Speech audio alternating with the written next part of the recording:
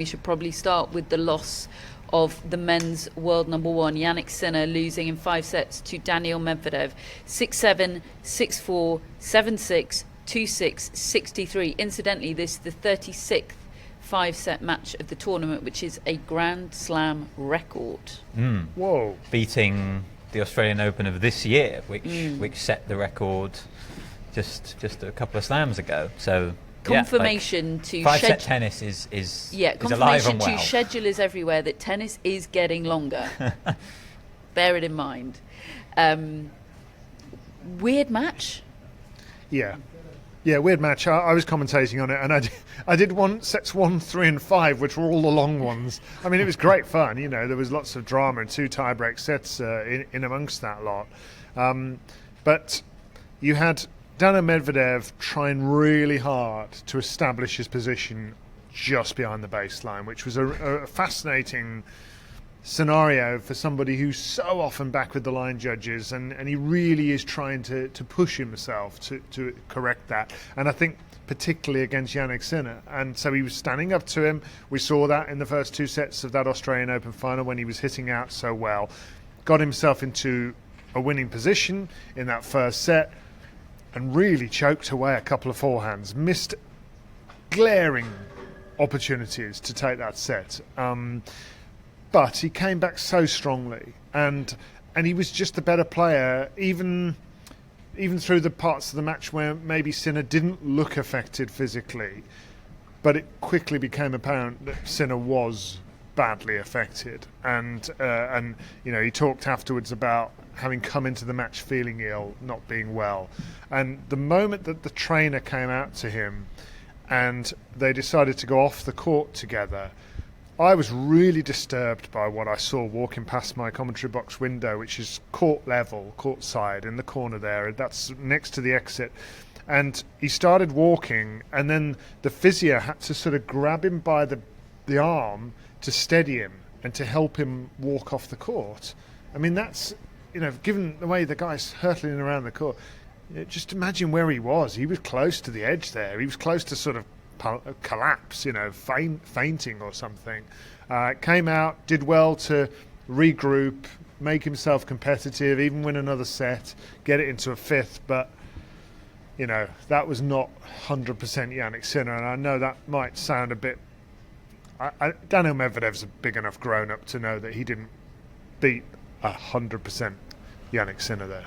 And I think that's what makes the what does this mean discussion a little tricky, because we've talked all year about how Medvedev currently occupies this sort of Andy Murray 2010 style space in the sport, where he's right there with the very best players, but he's not necessarily beating them all that often. And he has now got a win against Jannik Sinner. It's a big win, and I agree with David. I thought tactically this was a real improvement from Medvedev, based on the fact that he was stepping in on return a little bit more, but he wasn't going full out aggression all the time. He was picking his moments. He was coming to the net at times, but off the right ball, but he was also prepared to rally and use his physicality. I thought he got the blend just right.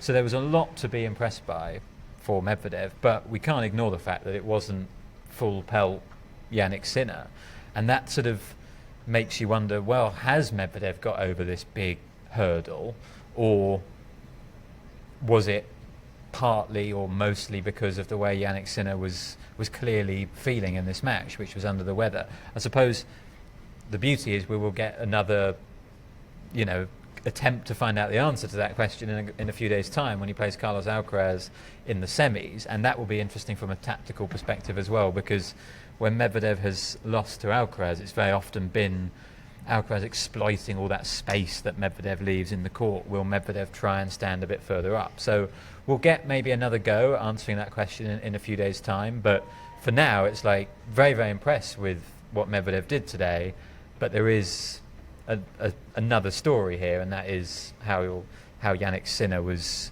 clearly ill and under the weather and not himself. And even if it didn't affect him for the whole match, it definitely had an impact on how the match played out, and I think ultimately the result as well.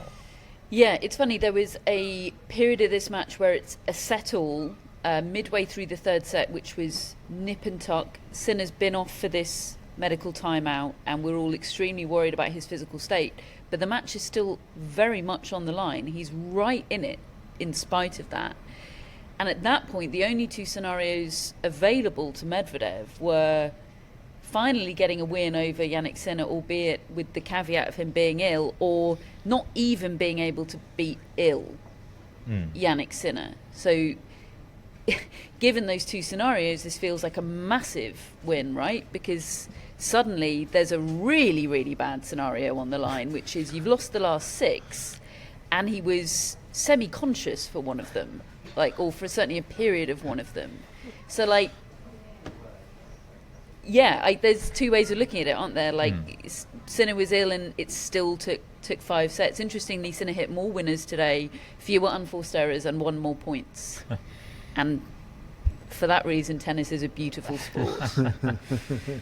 I asked him in the press conference just now, Medvedev, how big that win feels to him given his recent record against Sinner and his recent record against top 5 players. And unfortunately, all I did with that question was inform him of his recent poor record against top 5 players. Did he talk about his great record against world number ones? He didn't. But yeah, he was like, I guess now that I know that, it is a really big win. Yeah. And I do think it's a big win. And even with the caveats, I still come down on this being big for Daniil Medvedev. I do too. And the most important thing is that he sees it as that. Because I think he was getting a bit down in terms of his results against these guys. I'm talking there about Sinner, Alcaraz and Djokovic, obviously. I think it was beginning to pile up and affect him a little bit. But now we do have a situation where the last 4 slams, Medvedev has disrupted 3 of them. At the US Open last year, he did get that win over Alcaraz. Before today, that was his last sort of big win over one of those players. And he sort of denied everyone the Alcaraz-Djokovic repeat of the Wimbledon final. He muscled in there. Then, at the Australian Open, he didn't have to play either Alcaraz or Djokovic to get to the final, but he still got to the final, and he was very much in a position to potentially win the tournament at 2 sets to love. And then here, he's denied what people were excited about Alcaraz Sinner, and so he is proving to be a disruptor, absolutely, and it's a role which totally suits him. But he's now in a pack hunter situation, because if he wants to win the title, because he was the 5th seed here, his route to the title most likely is now going to be Sinner, Alcaraz, Djokovic, and that's harsh. He's an unbelievable player, but I just don't think he's doing that in terms of stringing those wins together.